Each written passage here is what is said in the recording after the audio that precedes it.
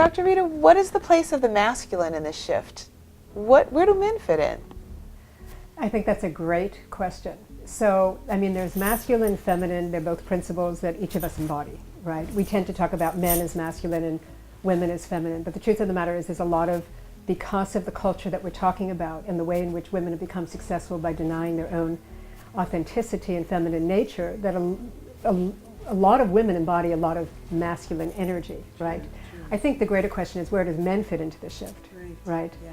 And I would say that the change that's needed on the planet now is not going to happen unless there's both men and women coming together. Right. The problem is that we conflate often the masculine with men, and I don't even know if we talk about the feminine at all, because there's so many. I know so many women who are really successful, and they run their all their energy is masculine, because it causes a great imbalance. But I would say that given that we are in, and have been for God knows how long, a patriarchal culture, right? And that especially in the business world, especially in the world, I mean, it used to be that the feminine was the inner and the masculine was the outer. And that women were brought up for a private life, not a public life.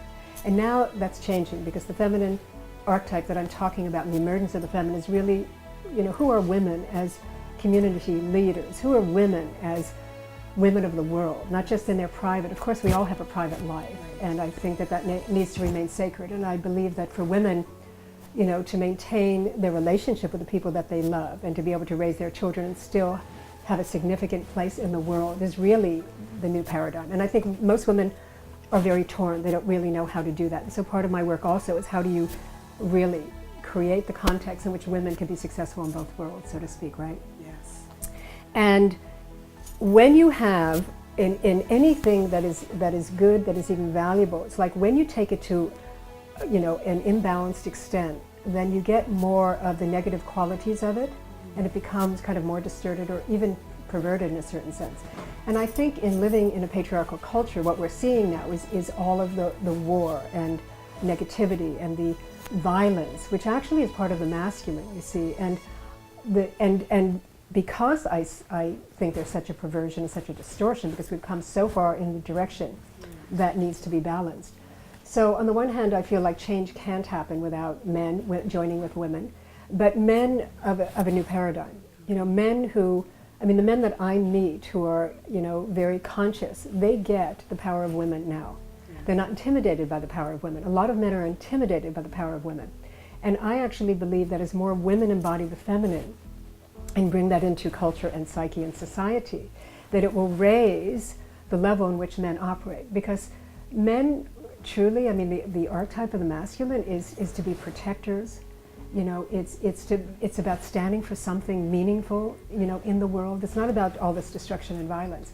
So I believe that as women bring forth the feminine and they embody it, they will raise the level of where men operate from, and that men can come into their true selves as taking all of that fierce energy and standing for something that really matters in the world and working towards that, and also being protectors of everything that's sacred.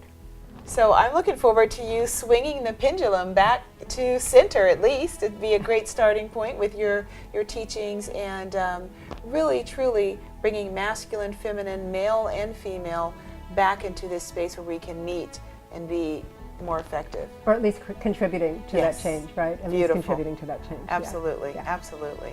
Thank you so much. You're welcome, thank you. Yeah. Beautiful. Dr. Rita, it's been a pleasure to be with you, and I look forward to being at the summit and invite thought leaders, women who really are conscious and know that this does matter and that they are part of something way beyond their current circumstance. Together we are more than as a whole than the one. So I look forward to you coming to the summit, and I know I am marking my calendar and I will be there. Yeah.